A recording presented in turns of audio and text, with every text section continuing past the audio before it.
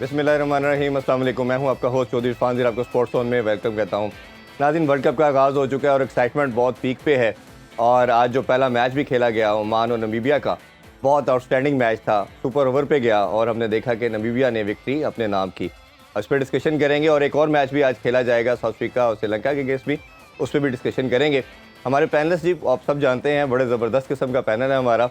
और Pakistani one of the finest batsman और former test captain one and only Azhar Ali. अस्सलाम वालेकुम अजहर भाई। वालेकुम सलाम। बहुत शुक्रिया आपके टाइम का। थैंक यू सो और मच। साथ दे रहे हैं अजहर बाजवा। अस्सलाम वालेकुम अजहर भाई, आपका भी बहुत शुक्रिया जी। अजहर भाई।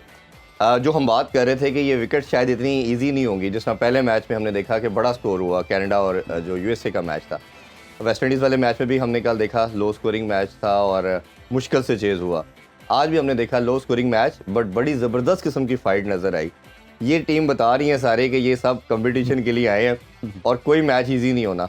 कैसे देखते हैं आज के मैच को? देखिए, पिच डेफिनेटली हमने जिक्र किया था कि वेस्ट इंडीज़ में, कैरेबियन में जितनी भी पिचेस हैं, मोस्टली पिचेस इतने हाई स्कोरिंग नहीं होते।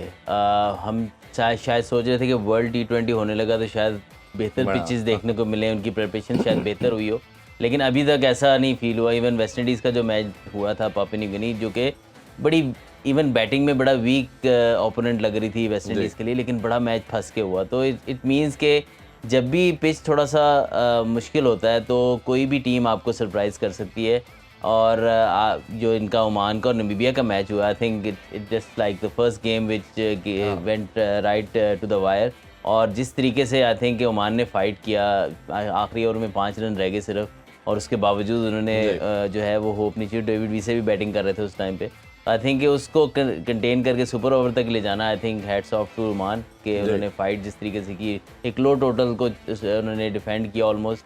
और एक ज़बरदस्त match I think world T20 के लिए।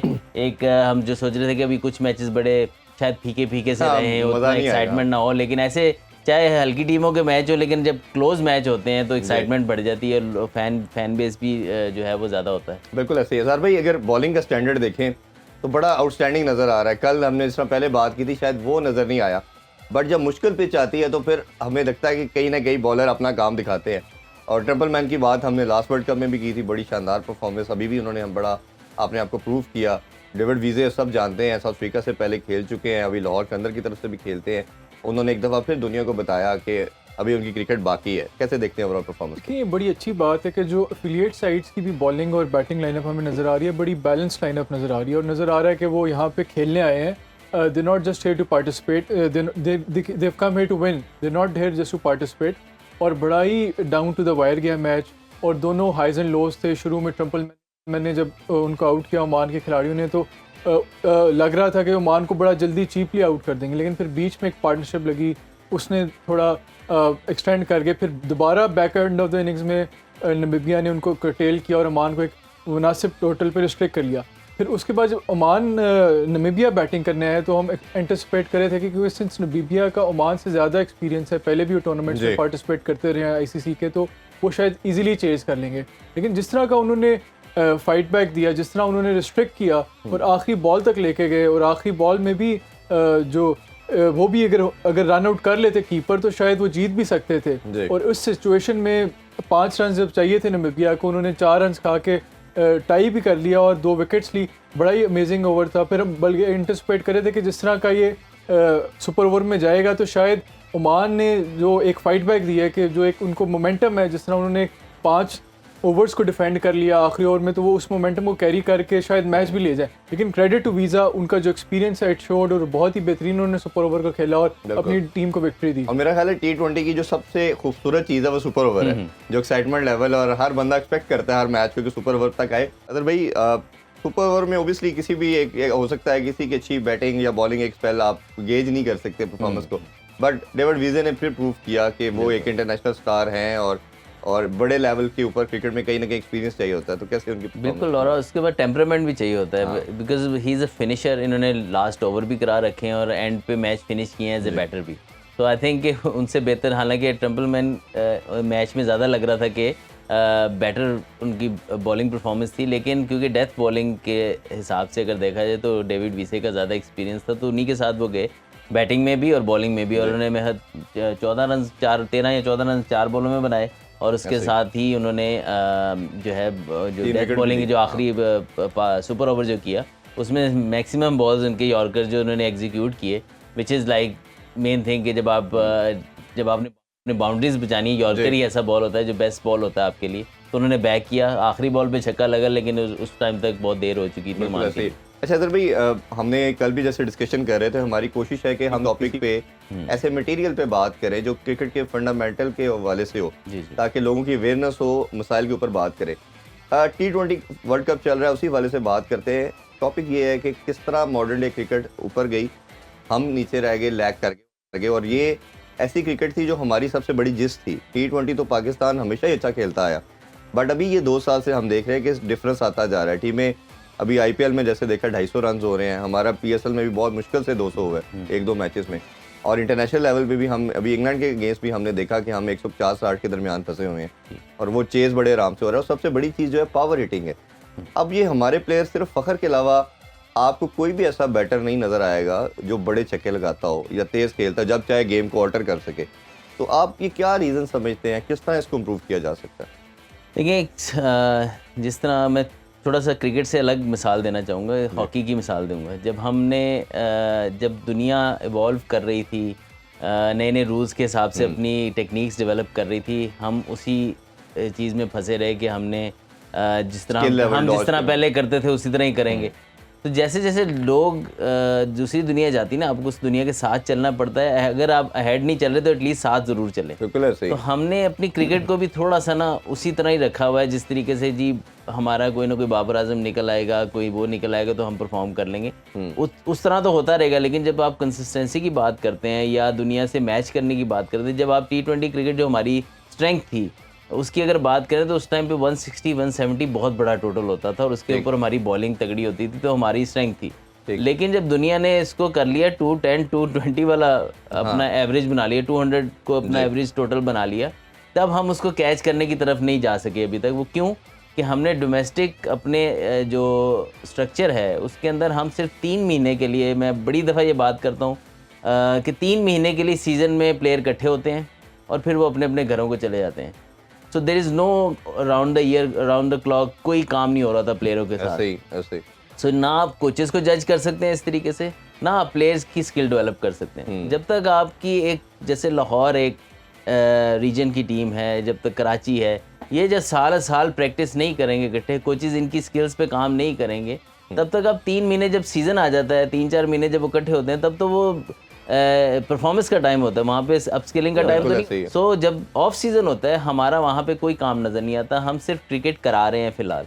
उसके अंदर जो प्लेयर्स की अपस्किलिंग है ना, वो नज़र नहीं आती हमें, इसलिए कि हमने कोई इस चीज़ के बारे में कभी सोचा नहीं। पहले एकेडमीज़ होती थी जी, एटलीस्ट 3-4 महीने प्लेयर्स की एकेडमी में उनकी स्किल पे भी काम होता था, उनकी एज पर्सनैलिटी पे भी काम होता था, बड़ी चीज़ों पे काम, फिटनेस पे भी काम होता था, चाहे वो अंडर 19 की हों, चाहे वो सीनियर एकेडमीज़ हों। लेकिन अब वो भी हमने कोई 6-7-8 साल हो गए, कोई नहीं लगा, ये 3-3 हफ्ते के अब कैंप्स लगते हैं, उसमें आप क्या किसी की स्किल्स डेवलप करेंगे? अभी तो उसको बेचारे को समझ आना शुरू होती है कि कोच ने क्या काम है, उतनी देर में कैंप खत्म हो जाता है। अच्छा सर भाई, इसमें एक और आपसे ज़रूर ऐड करवाना चाहूँगा बात। अब इस पे काफ़ी क्रिकेटर से बात होती रहती है, और ख़ास तौर पे मैं चेयरमैन के हवाले से बात करना चाहूँगा। रमीज़ राजा जब आए तो उन्होंने कहा जी इसका प्रिंसिपल ये अब एक प्रॉपर फॉर्मेट है और मैं बच्चों को इस पे लगाना चाह रहा हूँ। 90% क्रिकेटर से मेरी इसके बाद बात हुई, उन्होंने इसके अगेंस्ट गए, उन्होंने कहा जी ये नहीं होना चाहिए था, दुनिया में कोई मिसाल नहीं मिलती कि बच्चों को आप इस फॉर्मेट पे लगाएं। रमीज़ भाई का स्टांस ये था कि आप बच्चों को लगाएंगे तो वो फिर आपकी कमोडिटी उस लेवल पे तैयार होगी और आगे रेप्लिकेट करके वो परफॉर्मेंस देंगे, एग्जीक्यूशन की तरफ आएंगे। आप ये जो PGL हुई थी उसको कैसे देखते हैं? और ऑब्वियसली जो काउंटर इसका आर्गूमेंट है कि यही डोमेस्टिक में ही उस पर लगता है 1 अरब रुपया, तो आपका पूरा सिस्टम ठीक हो जाना, बच्चों को आप इस पर नहीं लगा सकते। देखिए, हर क्रिकेटर का, हर पर्सनल का अपना ओपिनियन है। मेरा इसमें यह है कि वो पैसा ज़रूर हम और अच्छे तरीके से यूज़ कर सकते थे। अंडर 19 लेवल पे दुनिया में कहीं भी T20 लीग नहीं होती। हाँ, T20 क्रिकेट ज़रूर होती है। अब ये नहीं मैं कहूँगा कि इंग्लैंड इस एज में, वो तो इवन अंडर 15, अंडर 17 के 100 बॉल भी करा रहे हैं, लेकिन उसके साथ उनके लॉन्गर फॉर्मेट की गेम्स भी उनको मिल रही हैं। हम जब तक बेस स्ट्रॉन्ग नहीं करेंगे प्लेयर की, देखिए हिटिंग भी है या पावर हिटिंग भी है ना, वो बेस के अच्छी बेसिक के बगैर नहीं है। कोई भी बंदा आगे, फिर वरना तो इतने प्लेयर्स हमारे ट्राई कर रहे हैं कितने अरसे से, चौके छिक्के मारने की। 10-12 ट्राई कर चुके हैं हम। हाँ, तो उसमें क्यों क्वालिटी नहीं आ रही कि आपकी बेसिक स्ट्रांग नहीं है, आपके पावर हिटिंग के अंदर बेस स्ट्रांग नहीं है, आप 360 जब तक नहीं एरिया यूज़ करेंगे, आप बटलर को देख लें, वो थर्ड मैन के ऊपर से भी रैम शॉट, फाइन लेग के ऊपर से भी, बॉलर अच्छी बॉलिंग करता है तो वो ये शॉट मार देता है जी। जब वो बुरी बॉलिंग कर रहा होता है वो सामने हिटिंग कर लेता है। हाँ। तो आपको 360 प्लेयर बनना है, तभी आप जो है वो सक्सेसफुल हो सकते हैं इंटरनेशनल लेवल पे। तो उसकी अपस्किलिंग आपकी होती है बेस से। तो अंडर 19 के ऊपर आऊँगा, आपके पास बहुत सारे और ऐसी चीज़ें हैं जिसके ऊपर आप ये पैसा लगा सकते हैं। आप अंडर 19 की जो एक्चुअल डोमेस्टिक टूर्नामेंट्स हैं उसके ऊपर आप इन्वेस्ट कर सकते हैं। फिर आप जो आपके मैचेस हैं वो एटलीस्ट यूट्यूब पे लाइव आ रहे हों, लाइव स्ट्रीम हो रहे हों, उसके ऊपर आप पैसा लगा सकते हैं। आप ग्राउंड्स के ऊपर पैसा लगा सकते हैं, आप हाई परफॉर्मेंस सेंटर्स बना सकते हैं जिसमें आप इन्हीं बच्चों को अपस्किल कर सकते हैं। और जो भी अंडर 19 लेवल पे आ जाता है ना, फिर वो कनेक्ट हो जाना चाहिए आपकी एसोसिएशन के साथ प्लेयर। नहीं, उसमें मैं सिर्फ क्लैरिटी ये चाह रहा हूँ कि क्या 19 साल का बच्चा या उससे पहले उसको T20 फॉर्मेट में डालना चाहिए, या वो पहले अपनी बेसिक को स्ट्रॉन्ग करे उसके बाद इस तरफ आए? उस क्रिकेट से इंट्रोड्यूस ज़रूर कराना चाहिए, लेकिन उसकी क्रिकेट को उसका हदफ T20 क्रिकेट नहीं बना देना चाहिए, वरना उसकी बेसिक्स जो है ना वो ख़राब हो जाएंगी। बेसिक्स उसकी डेवलप होंगी 3 डे क्रिकेट से, 50 ओवर गेम से। आप जितनी क्रिकेट देख लें, किसी से 3 दिन नहीं खेले जा रहे अब आजकल। जी। तो बेसिक्स जब डेवलप हो जाएंगी उसके साथ आप T20 ज़रूर खिलाएं, क्योंकि आगे जाके उसने 20-21 साल में यही खेलना है। लेकिन उसको पता होगा कि मैंने अपनी बेस स्ट्रॉन्ग करनी है, फिर जाके ये होगा।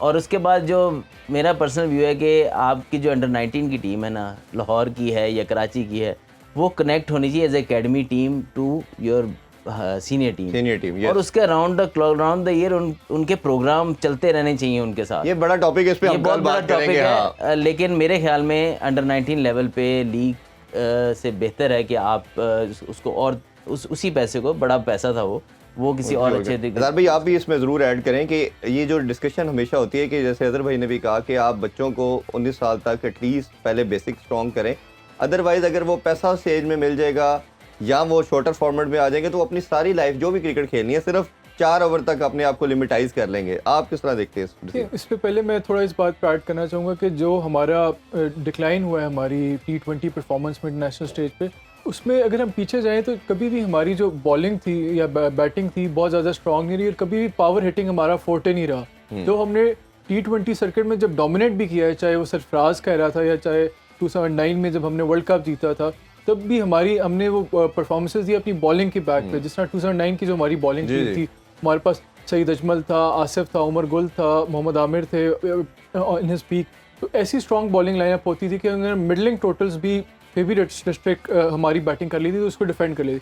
इवन जो सरफराज कह रहा था, तब ज़्यादा T20 हम खेलते थे UAE में, तब भी जो हमारे बैट्समैन थे वो इतने पावर हिटर कभी भी हमारे पास नहीं थे। जो हमारा बॉलिंग एक इस तरह का कॉम्बिनेशन होता था कि हम उनको रिस्ट्रिक्ट कर लेते थे। तो अब जो मॉडर्न डे T20 है वो इस तरह इवॉल्व हुई है कि आपने देखा है कि एक तो ग्राउंड्स बहुत छोटे हो गए हैं और पिचेस ज़्यादा फ्लैट बनना शुरू हो गई हैं। तो इस हवाले से बॉलिंग के मार्जिन बहुत कम हो गया और पावर हिटर्स तब भी हमारे पास कोई नहीं थे। अभी जो करंट हमारी डिमांड है टीम की, हमने अपने नर्सरी जो है हमारे खिलाड़ियों की, उसमें हमने पावर हिटर्स तैयार करने हैं जो मॉडर्न डे T20 के डायनेमिक्स हैं। जिस तरह आपने देखा होगा इंग्लैंड ने अभी रिसेंटली जो वर्ल्ड कप हुआ इंडिया में, उसमें स्ट्रगल इसलिए किया क्योंकि पिच थोड़ी फ्लैट से डिफरेंस आई तो उनके पावर हिटर्स नाकाम होंगे। लेकिन अब जो नज़र आ रहा है हमें कि पिचेस फ्लैट की जा रही हैं और बड़ी बैटिंग पिचेस बनाई, उसमें आपको अगर आपने डोमिनेट करना है तो आपको पावर हिटर्स चाहिए। लेकिन जो अभी वर्ल्ड कप होगा, हमें नज़र आ रहा है जो वेस्ट इंडीज़ में वर्ल्ड कप होगा उसमें कुछ ट्रिकी पिचेस होंगी, तो उस हवाले से शायद हम एक्सपेक्ट कर सकते हैं कि जो वेस्ट इंडीज़ वाली लेग होगी हमारी टीम उसमें बेहतर परफॉर्म करे। तो अभी दूसरी बात आप जो कह रहे हैं कि जो आपने फंडामेंटल्स अपने खिलाड़ियों को इम्प्रूव करने हैं और उन्हें जब तक हम हार्ड वर्क नहीं सिखाएंगे, टेक्निक्स पे फोकस करना नहीं सिखाएंगे, नेट्स पे एम्फसाइज करना नहीं सिखाएंगे, put in the hard work नहीं सिखाएंगे, तब तक वो क्विक फिक्सेस की तरफ जाएंगे तो हमारी लॉन्ग टर्म में टीम को सफ़र करेगी। बिल्कुल। अज़हर भाई ये बॉलिंग की जैसे इन्होंने बात की है, मैंने खुद बाबर से भी प्रेस कॉन्फ्रेंस में लास्ट मैच जब हुआ इंग्लैंड में तो यही क्वेश्चन किया कि दुनिया की नंबर 1 साइड हम बने ODI में स्पेसिफिकली और T20 में भी अच्छा ही कर रहे थे, ये नंबर 1 बॉलिंग लाइन ज़ीरो कैसे होगी, ये कि सबसे वर्स्ट हो गई है। चाहे हम बैटिंग में तो हम 7 में से 15 ओवर वाला एक फेज़ है उस पर बलैदा बात करते हैं आपसे, ये जो बॉलिंग को एकदम हुआ, आप क्या रीज़न समझते हैं कि हमारा पेस अटैक जो दुनिया का बेस्ट था, नंबर 1 माना जाता था, वो डाउन, स्पिनर हमारे तो हमारी तरफ से नहीं कहते हैं कि दूसरी तरफ से खेलते हैं, वो ये बात होना शुरू होगी। मैं एक हैशटैग निकला था can't play them, can't play them, yes. So I feel के एक तो जिसने भी वो निकाला था, आई फील के उसके बाद से नजरी लग गई, ठीक है ना। एक तो हमें वैसे ही हमारे दीन में ही गुरूर अच्छी बात नहीं है जी। और क्रिकेट में ना कभी टाइम आता है जो एक बॉलिंग अटैक या एक बैट्समैन किसी न किसी पे एक दूसरे पे हावी हो जाते हैं और ऐसे लगता है कि दूसरे ओपोनेंट के पास इसका आंसर नहीं है, लेकिन बिहाइंड द सीन्स उस पर आप काम कर रहे होते हैं। नो, इंग्लैंड में मैं गया हूँ कई दिन मैं ऐसे आउट होता था यार, मुझे क्रिकेट ही भूल गई है, लेकिन जब मैंने काम शाम किया थोड़ा तो फिर उधर ही सेंचुरी भी बनाई। लेकिन जब जिस तरह इंडियन प्लेयर्स या कोई भी बैटर्स जिनसे शाहीन से या नसीम से स्ट्रगल कर रहे थे बिहाइंड द सीन, वो भी तो कोई ना कोई काम कर रहे होंगे। यस। वंस वो उन्होंने कोई फार्मूला जो भी निकाला और वो काम किया, देन फ्रॉम देयर ऑन हम कम बैक ही उस तरीके से कर नहीं पा रहे। हाँ। और वो सारा जो एक जिसको कहते हैं एक हवा बना हुआ था हमारी bowling, which was like definitely हम खुद समझते थे और अभी भी समझते हैं इनके अंदर पोटेंशियल है ऐसा कि ये वर्ल्ड का टॉप बॉलिंग अटैक बन सकता है, लेकिन इस टाइम नहीं है। उस टाइम पे था, इस टाइम पे नहीं है और फिर दोबारा बन सकता है। लेकिन रीजन जो है वो आपसे मैं ब्रेक से वापस आके पूछता हूँ और एक और चीज भी आपसे पूछेंगे कि हमारे दुनिया के क्रिकेट के जो प्लेयर हैं वो ग्रेजुअली इंप्रूव करते हैं, हमारी जो प्लेयर है वो स्टार्ट पीक से करते हैं फिर नीचे आ जाते हैं। ये दोनों का आंसर ब्रेक से वापस आके लेते हैं। Stay with us. Welcome back in sports on. हम बात कर रहे थे वर्ल्ड कप के हवाले से और पाकिस्तानी टीम के स्पॉट के हवाले से भी। अदर भाई, ये ब्रेक से पहले दूसरा क्वेश्चन मेरा ये था, दुनिया क्रिकेट में हम देखते हैं कि प्लेयर्स जब आता है तो ग्रेजुअली इंप्रूव करता है अपने आप को और अपनी परफॉर्मेंस को एनहेंस करता है। अनफॉर्चुनेटली हम 90% के अपने कैरियर में, आपने भी देखा होगा, प्लेयर्स ऐसे आए जब स्टार्ट किया तो लगा इनसे बेहतर कोई नहीं है। जब बैटिंग की बात कर लें, बॉलिंग की एग्जांपल के तौर पे अगर करें, हसन अली देख लें, शादाब देख लें, इसी तरह बैटिंग के अंदर भी हमारे लंबी लिस्ट है एक उसकी, अहमद शहजाद, उमर अकमल आए तो पता नहीं क्या से क्या कर जाएंगे। बहुत रेयर होता है, जैसे आपका लंबा कैरियर यूनुस खान का है या अभी बाबर आजम या रिजवान है, बहुत कम हमें गिनती के कुछ प्लेयर नज़र आते हैं जो अपने कैरियर को प्रलॉन्ग करते हैं। अगर आप दूसरी तरफ देखें तो आप इंग्लैंड या ऑस्ट्रेलियन या न्यूजीलैंड के प्लेयर जब वो आते हैं तो एवरेज होते हैं, ग्रेजुअली वो अपने आप को पीक की तरफ लेके जाते हैं। तो ये जो माइंडसेट है हमारा पाकिस्तानी प्लेयर का, ये क्या कंप्लेसेंट हो जाते हैं, रिलैक्स कर जाते हैं, या उनसे वो संभाला नहीं जाता, हम्बल बैकग्राउंड से आते हैं, फेम पैसा और फिर इजी कर देते हैं हर चीज़ को, हार्ड वर्क छोड़ देते हैं। जितनी आपने कुछ मिसालें तो दी वो तो फिर भी काफ़ी अच्छा कर गए अपने कैरियर में, लेकिन कुछ लोगों से तो बहुत ज़्यादा एक्सपेक्टेशन थी। इन्हीं में आपने जिनके नाम लिए, आई फील के दोनों, एक तो हम उस तरह लुक आफ्टर भी नहीं करते प्लेयर की और प्लेयर्स भी थोड़ा कंप्लेसेंट हो जाते हैं कि यार अब जो भी प्लेयर समझता है ना कि यार मैंने अचीव कर लिया। अभी दिस इज इंटरनेशनल क्रिकेट जो है ना वो आसान नहीं है, किसी भी टाइम पे आपको ऐसे मुंह के बल गिराती है ना कि आपको आइडिया भी नहीं होता ये हुआ क्या है मेरे साथ। तो आई फील के बाबर की मैं एग्जांपल दूं या रिजवान की, उनकी वर्क एथिक्स, उनकी जो फोकस ऑन द गेम है वो कभी नहीं हटता। ऑफ द फील्ड क्या हो रहा है, कितनी वो स्टार बन गए हैं, कितना बड़ा नाम बन गए हैं, उनकी प्रैक्टिस से कभी भी नहीं झलकता। एंड आई एम श्योर बाकी भी कोशिश करते होंगे, लेकिन ये अपने टफ टाइम्स पे को बेहतर तरीके से हैंडल करते हैं रादर देन कि जिस तरीके से कुछ प्लेयर उस तरीके से नहीं कर पाते। वो बाहर वाली चीज़ों पे ध्यान देना शुरू कर देते हैं कि मीडिया में कौन क्या बोल रहा है, सोशल मीडिया पे क्या चल रहा है। बाबर और रिजवान अपने टफ टाइम पे ग्राउंड में फोकस करते हैं, यार मैं कैसे अपनी फॉर्म वापस रीगेन करूं, यार मैं T20 में नहीं अच्छा कर रहा, T20 में कैसे अच्छा करूं, टेस्ट में क्यों नहीं अच्छा कर रहा। सो दे थिंक अबाउट दैट। उनके ग्राउंड में प्रैक्टिस करने से और उनकी बातें करने से ये पता लगता है कि अगर कोई चीज़ सही नहीं जा रही, उनको पीछे बैक ऑफ माइंड चल रहा है ये मैंने सही करनी है, लेकिन उनका ये माइंड नहीं होता कि मेरे बारे में सोशल मीडिया पे क्या चला है या मेरे बारे में टीवी पे किसने क्या बात कर दी।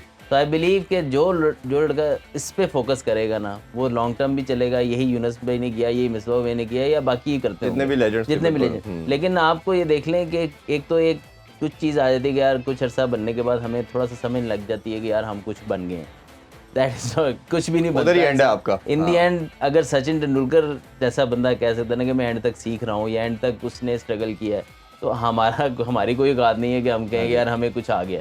आई फील के दोनों तरह से हमें लुक आफ्टर भी बेहतर तरीके से करनी चाहिए।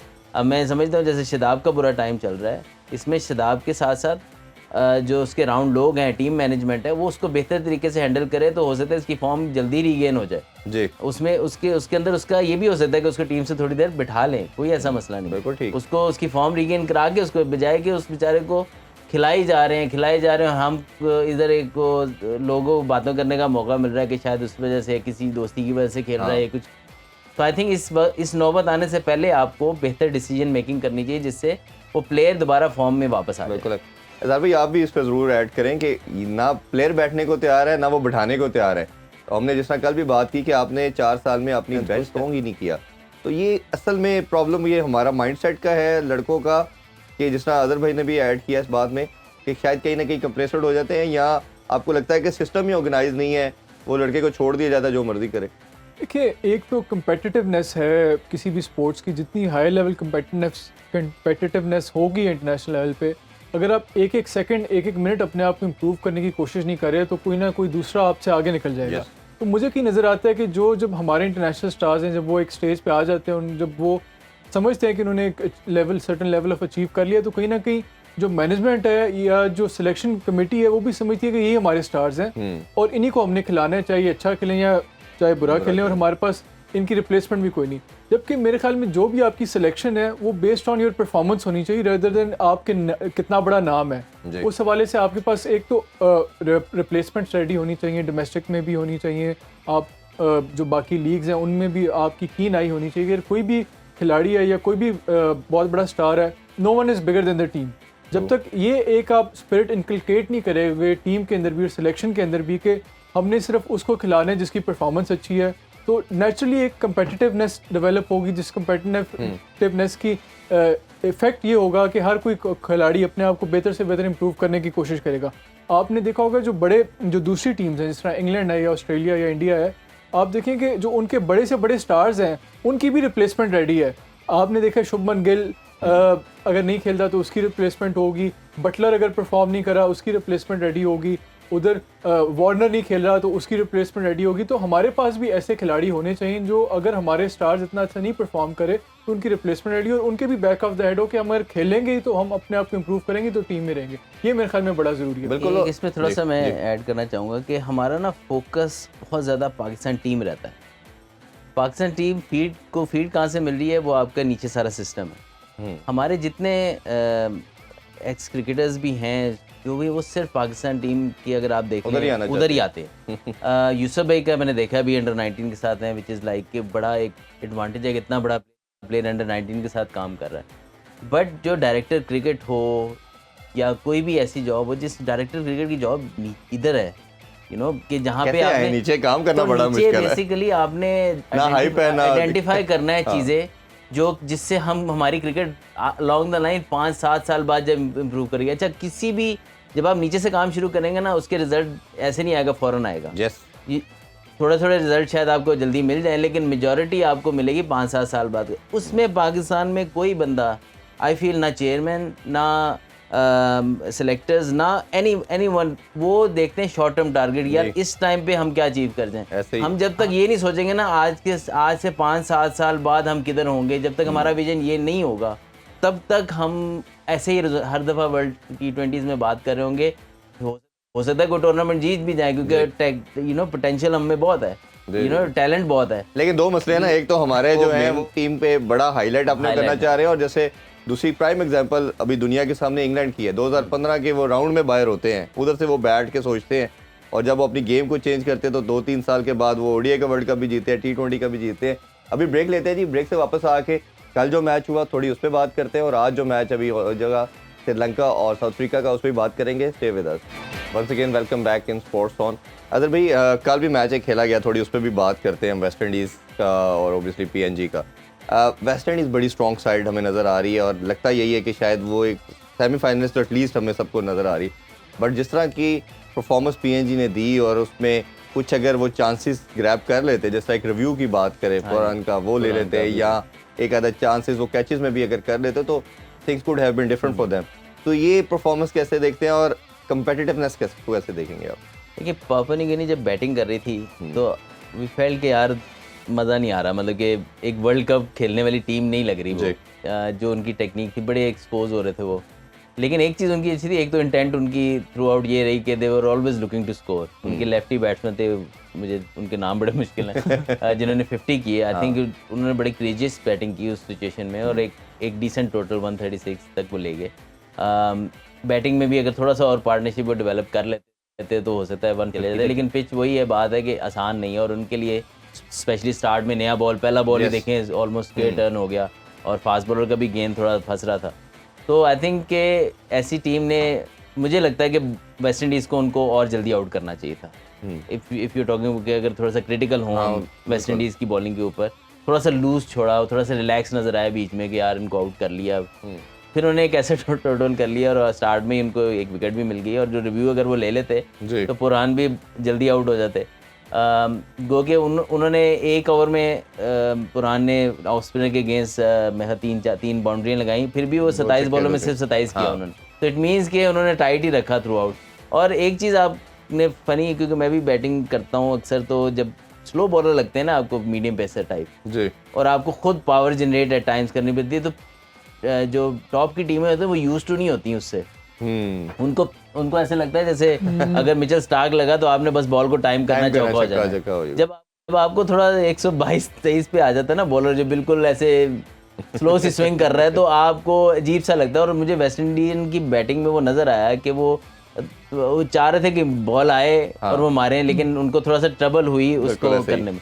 लेकिन ये है कि अगेन अब ये नज़र आ गया है कि कोई टीम आप आसान नहीं ले सकते, कि वो देखने में टीम लग रही थी आराम से हार जाएगी, लेकिन उन्होंने फाइट किए टिल दी एंड, और 5 विकेटें भी उन्होंने ले ली थी। अगर वो रिव्यू ले लेते या चांस क्रिएट कर लेते और थोड़ी सी क्वालिटी अगर कहीं भी उनके पास बेहतर हो सकता था, लेकिन अगर ना क्वालिटी होने के बावजूद अगर गेम इतनी क्लोज आ गई है, तो आई थिंक सारों को सीट बेल्ट बांध के रखनी। बिल्कुल ऐसे ही 95 हजार भाई, अभी लास्टली टाइम हो रहा है क्लोजिंग का भी, एक और बड़ा तगड़ा मुकाबला होगा, और ओबियसली सबकी नज़र है श्रीलंका और साउथ अफ्रीका का। साउथ अफ्रीका नए कैप्टन के साथ आए हैं, मार्करम हैं, और बड़ा आउटस्टैंडिंग किस्म की वो गेम खेलते हैं, और गेम सेंस भी उनकी मैं हमेशा एडमायर करता हूँ। कैसे देखते हैं कंपटीशन को? देखिए बहुत ही इंपॉर्टेंट मैच है, और है भी न्यूयॉर्क में, नेसवा स्टेडियम है उसके अंदर है, और वहाँ की जो पिच है ड्रॉप इन पिच है, एडिलेड के सॉइल से पिच बनाई गई है। और उस पिच पे जो पहला मैच हुआ है, जो वार्म अप मैच हुआ है बांग्लादेश का, उसमें बांग्लादेश और इंडिया का बड़ा पिच ने स्ट्रेंज बिहेव किया, ग्रिप करी थी बॉल, और ज़रा तो इस तरह की डिफ़िकल्ट पिच होगी। और जो पेस बैटरी है दोनों टीमों की वो बड़ी इंटरेस्टिंग है। साउथ अफ्रीका के पास नॉकी है, जैनसन है, रबाडा है, जबकि श्रीलंका के खिलाफ पथेराना है, और श्रीलंका के पास पथेराना है, और तो उनके भी श्रीलंका के भी बॉलर्स बहुत अच्छे हैं। तो ये पेस वर्सेस पेस मैच है। लेकिन आई थिंक जो साउथ अफ्रीका का बैटिंग लाइनअप है, जिस तरह का उनके पास आजकल फॉर्म में है, मार्करम फॉर्म में है, क्लासन फॉर्म में है, तो आई रेकन कि south Africa will dominate Sri Lanka. आपको क्या लगता है अदर भाई, क्या कौन सी टीम बेहतर बैलेंस है? और हसरंगा भी आ चुके हैं, ऑब्वियसली सबसे की प्लेयर तो उनके हसरंगा ही है। बिल्कुल, ये पिच जो है ना, अगर एडिलेड का सॉइल है और इस तरह का, तो नॉर्मली ये पिच बहुत तेज स्पंजी बाउंस जरूर होता है इसके अंदर, लेकिन बैटिंग के लिए इतना बुरा भी नहीं होता। लेकिन आज से ज़ाहिर वो सेटल होगा पिच, क्योंकि लाया गया है, फिट किया गया, तो साउथ अफ्रीका का ज़रूर एज होगा, क्योंकि वो square of the wicket shots बहुत अच्छे खेलते हैं। तो आई एम श्योर कि they have a upper hand, but Sri Lanka के हसरंगा के आने के बाद I think they are more balance side. बिल्कुल ऐसे ही, और ये देखते हैं मैच 7:30 पाकिस्तानी टाइम के मुताबिक होगा, और 11 बजे आपसे दोबारा मुलाकात होगी जी रमीज़ राजा शो में। बहुत शुक्रिया आप दोनों का जी, आपसे इजाज़त चाहते हैं। अल्लाह हाफिज़, पाकिस्तान जिंदाबाद।